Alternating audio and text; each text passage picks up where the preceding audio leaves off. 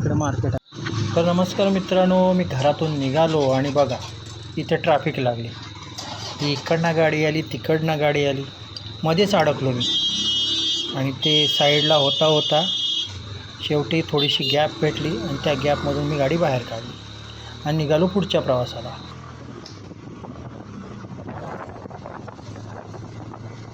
मित्रांनो, आज शूट करण्याचं कारण एवढंच आहे की आज वार बुधवार. ह्या वाराला हे जे गाव आहे विले, या गावामध्ये मार्केट भरतो, बुधवारचा मार्केट. बुधवारचा बाजार तसा आपल्या इथं तळ्याला पण भरतो, इथे सुद्धा एक बुधवारचा बाजार भरतो. आज तुम्हाला दाखवतो मी. असा कॅमेरा लावला ना ते माउंटला, मोबाईल लावला की लोकसाठी बघत असतात सगळे ते कोण आहे हा कॅमेरामध्ये. हा बघा, हे इकडे गाड्या उभ्या आहेत दिसतात आणि ते बुधवारचा मार्केट भरतात.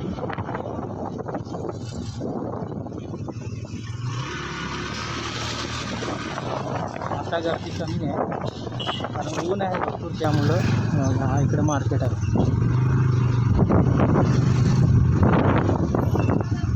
पण एकदा का संध्याकाळ झाली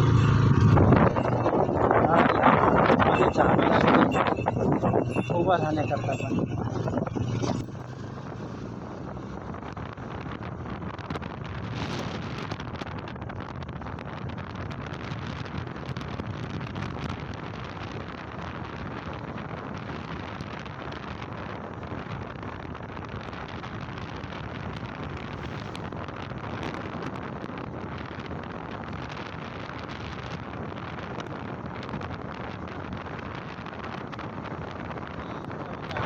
जवळजवळ 1 वाजायला आला आहे आणि एवढी चटके बसले ना हाताला,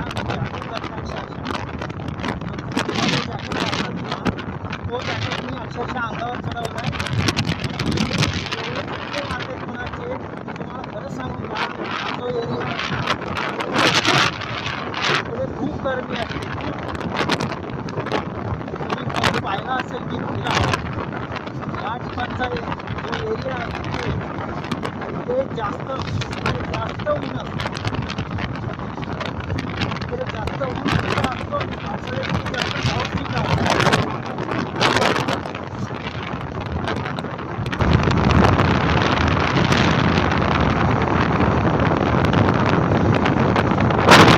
तर एक सांगायचं राहिलं, हा जो रस्ता आहे ना, तो रस्ता कोलाडला पण जातो. हाच रस्ता पुढे जाऊन पाली या गावाला जाऊन मिळतो.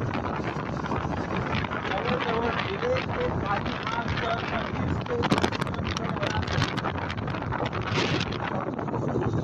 त्याच्यावर मी बऱ्याच व्हिडिओ बनवलेले आहेत. यूट्यूबवर आहेत माझ्या यूट्यूब चॅनलला. या व्हिडिओखाली त्या चॅनलची लिंक देईनच, ते जाऊन तुम्ही चेक करू शकता. हा रस्ता तसा वळणाचा आहे, पण या रस्त्यावर कमी प्रमाणात गाड्या असतात. ज्या वेळेला काही सण असतात कोकणामध्ये, त्यावेळेला बऱ्याच गाड्या इकडूनच येत असतात.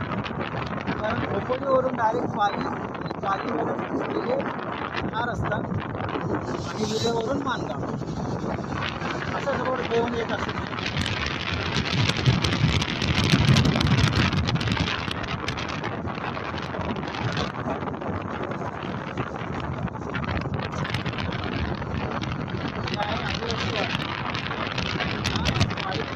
जरा सावकाश जायचं, याचे स्पीड ब्रेकर टाकलेत ना, त्याचं कारण आहे तो ॲक्सिडेंट झाला होता, त्यामध्ये खूप नुकसान झालं आहे. त्यामुळे हे प्रतिबंधक स्पीड ब्रेकर टाकलेले आहे.